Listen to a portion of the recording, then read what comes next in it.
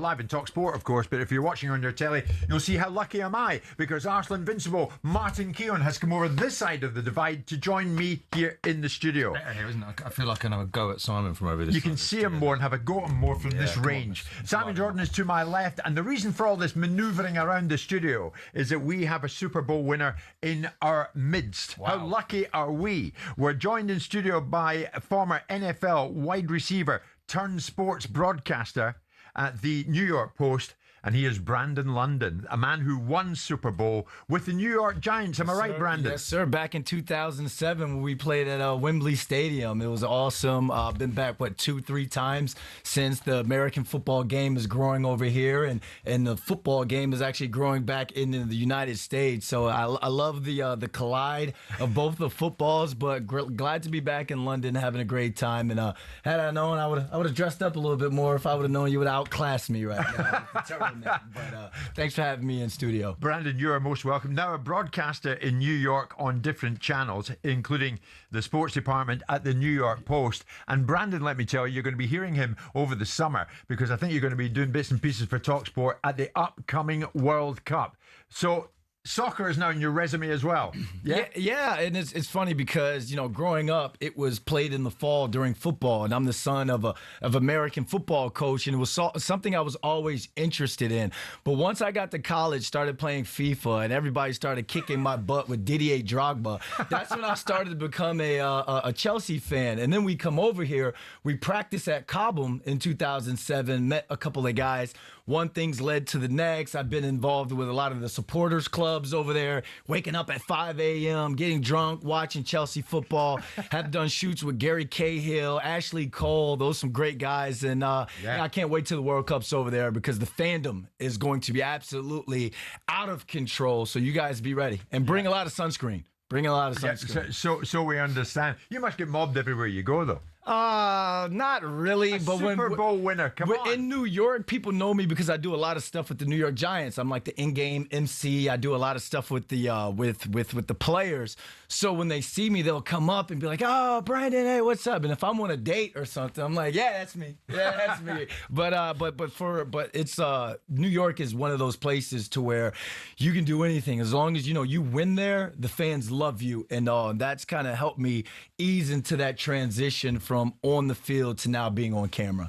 Brilliant. Looking forward to it. You're a big fan of New York, right? That's where we're going to be. 2 years. Nice. You lived there for 2 years. Brendan, you don't get any stick, do you, if you have an allegiance towards a New York team rather than any other team? Like, we might be biased. There's a bit of that come our way this year. So let me get you guys fans of the Jets like you?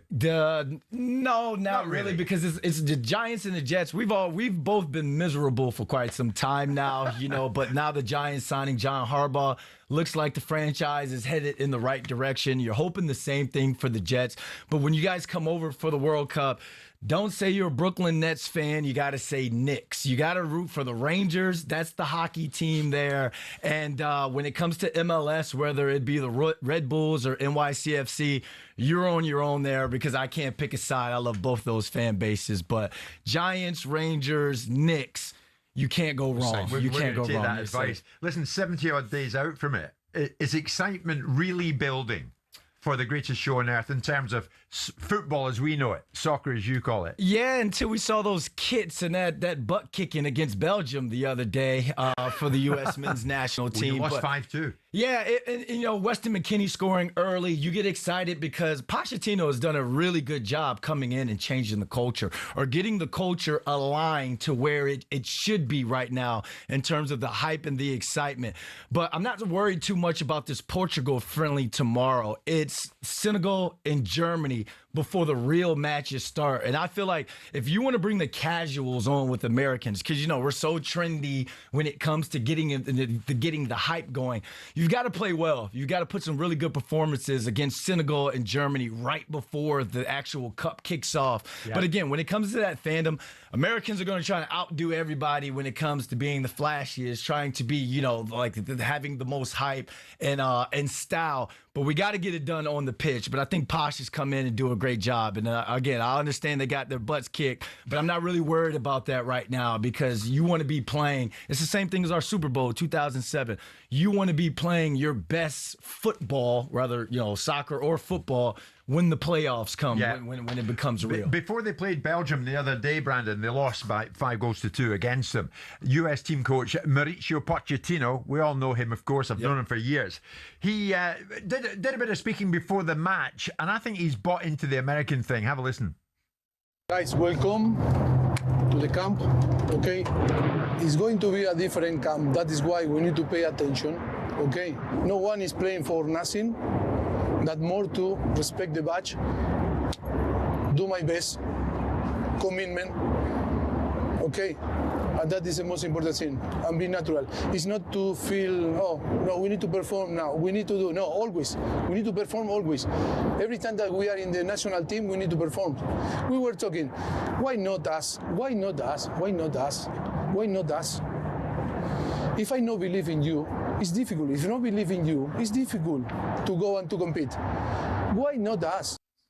Why not us? Does he mean why not us for the World Cup? Yeah, I mean, it makes me want to run through a brick wall right now, put my football helmet back on and go play sports. But I love coaches that could come in and rally. And I spoke with Keown, who's a U.S. national team member, and he was talking about the difference of his manager and Michael Bradley with the Red Bulls and Posh. And he talks about how both of those guys are great leaders and great motivators. And I understand sometimes that language kind of gets translated a little wrong when it comes from Posh's his natural language in English, but you have to have that. You have to have the Pulistics, the Weston McKennies, the Tim Weyas. You got to have these guys with that us against the world type of mentality, because in the dog days of the summer, when you may be behind against a Paraguay or Australia or that team we're waiting to see who plays into our group stage, you're going to need something. You're going to need something to push through. So it's rather if I'm playing with the guy right next to me, or I'm playing for my country, I'm playing for my coach,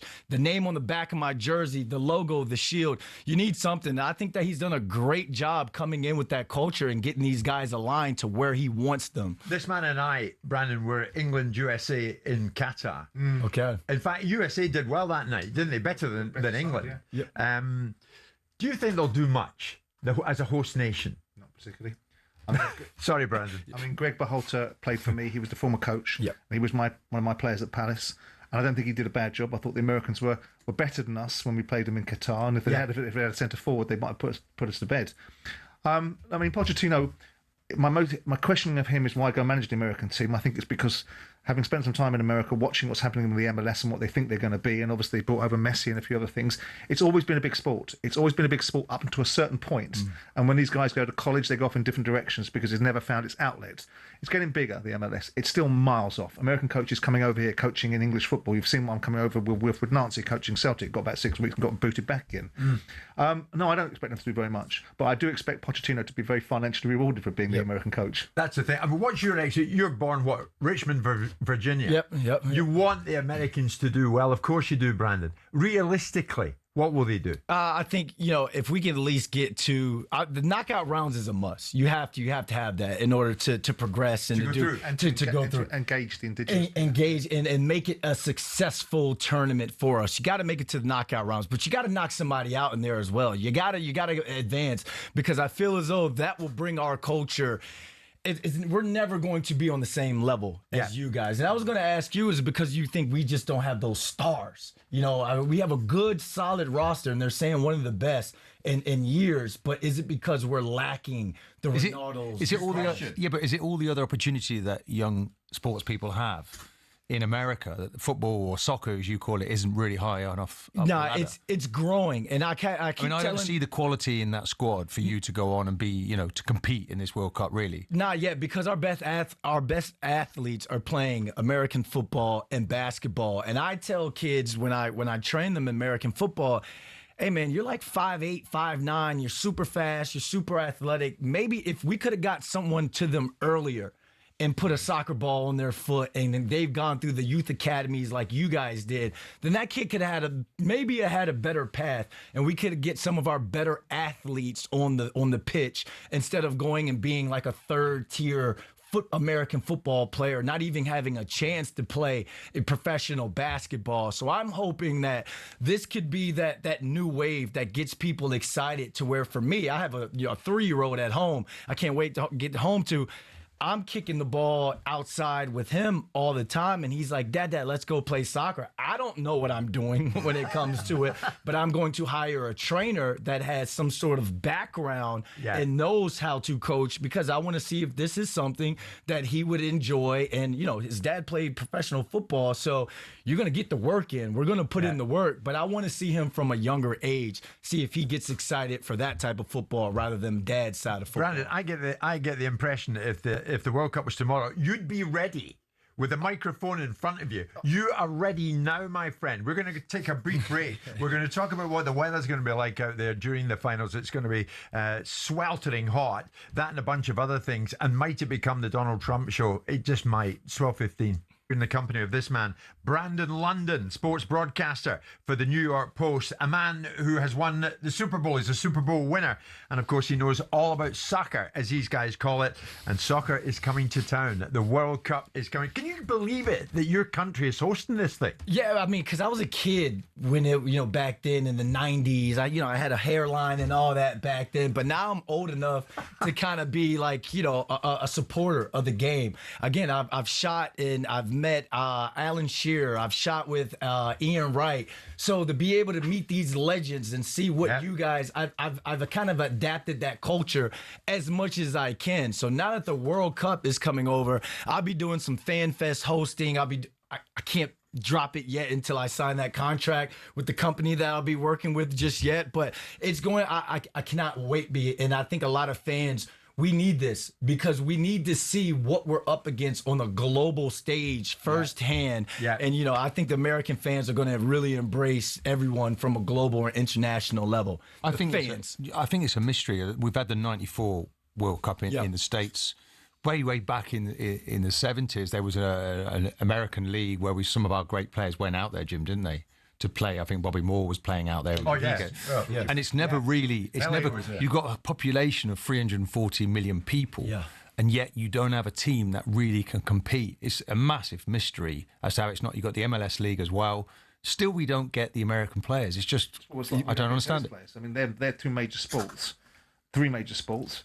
Baseball, basketball, and NFL. But it's universal. This game is the game that everyone plays, but in America, no. We haven't had our Moses yet in this game. We haven't had that player that just becomes this big thing and it just takes the people and rises above. And now you got the young kids, instead of looking up to a Brandon London, which none of them do, or to a LeBron James or someone, now you can look up to that soccer player. And instead of going out there and playing basketball or baseball, now it's become cool. We Americans, we align ourselves with what's cool, who's cool. And if we can have that Ronaldinho type, that Didier Drogba type player and plays on not only and does well in the MLS, but on a global stage, I really feel as though that's going to help some of the inner city kids, some of the kids out in the rural countries. Yeah. Again, put the football and the basketball down and play soccer. Interesting that you have in women's football there, women's soccer. You know, you've had Megan Rapinoe that's made big cut-throughs, and they have been a very participation sport. It's the biggest in the US, and that's growing. Women's soccer in like Gotham City FC, like you can see the NWSL. It's that women's national. I mean, not the women's professional league Angel FC, is growing. They're selling out stadiums now, so that's kind of growing. But you know, it's going to come down to the men. It's going to have to come down to the men making some real noise and someone emerging themselves with Tim Weah, Matt Turner, someone emerging as a star to where kids can kind of look up to and be like, he's that reason why I got into soccer. And I think that will kickstart it and really get things going. Brandon, Simon is desperate to emphasise the fact that Scotland are competing. My Scotland are going to be there as well. Late greats such as Billy Bremner, Jimmy Johnson have come and gone, but they were players with red hair. They wouldn't fancy the heat that would be coming their way in this particular time of the year at this particular World Cup. It's going to be hellish hot, isn't it? Oh, you're going to have to bring some, well, I don't know what your level of sunblock is, because there's like 2.0, 3.0 and all, but you look like you get a little red, so make sure you're nice and oiled and moisturized up. Yeah, it's going to be like New York, especially if you come to New York City. You know, obviously Dallas and all some of those, like Atlanta, the southern states are going to be hot. Yeah. But New York, it's a different type of hot, and there's a funk to it as well. You know, it's going to be hot. The trash is going to be out on the sidewalks, you know, in the city. We absolutely love that. But if you're coming from somewhere else, you could be like, what did I just get myself into? So I know, you know, the people in the UK, you like to drink your beer and all, but put a little electrolytes in your beer and stay nicely hydrated, because it's real. Like, summertime in America can get real hot. Brandon, on a serious note, my God, mate, you'll be so aware. We're aware. Your country is well divided at this time. Yeah. And of course, we know that. We look at news bulletins all the time. Every time we turn on the television, we see more and more and more of this. Brad Friedel, former US goalkeeper, was in here just the other day. And of course, in Qatar, there was pressure on players not to remain neutral and to come out with what they thought of certain political issues. Brad, for one, we're going to hear him here. He hopes that players come the summer are able to stay neutral, even although his country in his perception at the moment is somewhat divided. But it is split, Jim. There's no two ways about that. You see the women's hockey team doesn't go to the White House. The men's team does go to the White House. You see the Seattle Seahawks turn down the invitation to the White House. It is split. So I would hope that a World Cup does not become any type of politician show. It's not for that. It's for sport. So you know, I hope they're getting things. I'm saying this word a lot. I know hope. I hope they're getting things in line to have 30 days of just World Cup. Right. You don't want footballers speaking out, Brad. No. I don't want. I would hope they don't have to. Brandon, nonetheless, there will be moments that they may feel obliged to, maybe feel pressurized into it, or they'll be asked certain questions. It's up to them whether they give the answers that they want to give. Where do you see this going? What kind of America are we going to? You know, I respect that sound on tape just now, because I do share that same hope. But I'm also a realist, and I also see how America is when you talk about that division right now. And as a player, I remember 2007 when we won that Super Bowl, I didn't go to the World Cup. I mean, I didn't go to the White House that year. George Bush was in office.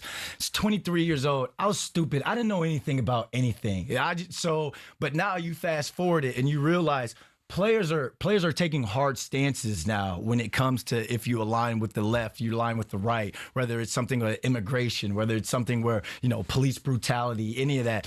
I don't see any of the players on this U.S. men's national team to really take the same stance as a LeBron James or as maybe one of the bigger names in the NFL. So I think those players, and no disrespect to Pulisic or Tim Weah or any of those guys, I think they kind of dance around those questions a little bit, because I think those guys are trained and built more to keep it more about the sport. Remember, Pele calls this the beautiful game. And that's what I think that Mauricio Pochettino and these guys, I think they're going to try and focus on that aspect of it, or about how this sport, how this game can bring us together. But what he said about the politicians hijacking the sport and hijacking the attention and the narrative, get ready for it. Get ready for the tweet that's going to make you not even think about an amazing Belgium versus France type, you know, finish. Yeah. You're not going to be talking about that. You're going to be talking about, oh, did ICE or did immigration let certain players in? Did they let certain fan bases in from certain countries? I think there's going to be so much noise around so much stuff that just has nothing to do with the 90 minutes to where we want to come together and just watch a sport. There's going to be so much of that noise that a lot of people aren't even going to know that a World Cup tournament is even going on. Really? It's sad. That much? It's clicks. It's clicks. People are going to do it for clicks. They're going to do it to campaign or align to their base. They're going to do it because social media activism is the thing right now. Instead of going out and doing something about it, I'll tweet about it. It seems hard that the players will do it because Pochettino stamped on them for even questioning the cost of tickets recently. Yeah. So I can't imagine they're going to be allowed to waive any political views. And I'm okay with that, because right now, there's nothing you can tweet or say as a player that's going to change anything. So what you can do, though, is go on, upset, you know, Three Lions or El Tre or Colombia. Go in there, knock one of those guys out, one of those countries out, and play well. And then after then you've put yourself in a spotlight or in a situation to be able to speak on things. Right. But right now, a lot of these guys, they're not household names. So even if they do say something, you're going to get drug on social media and your brand is affected. And that doesn't mean that should be the reason you step back and don't speak up on something. Yeah. But I still believe that I'm a little still old school, the way I believe there's a time and place for everything. And I don't think we should take away from the beautiful game, especially if you're a player. Brandon, you're about to hot foot it to the airport to fly back to New York now, right? Yeah, you going to call me Uber? We'll call you a cab from London Bridge. Of that, there is no doubt. Before you leave us, who wins the World Cup? I'm going to go with France on that one because their B team looks like I don't know if you watched Space Jam back then, but their B team looks like the Monstars. So I think I'll go France with that because there's a lot of global talent on that roster. Brandon London, we look forward to seeing you over there come the summer. Yes, sir. Safe flight back. Uber on you, beer on me. Sounds good. No, Brandon with us live obviously on talkSPORT this lunchtime. It's 12:30.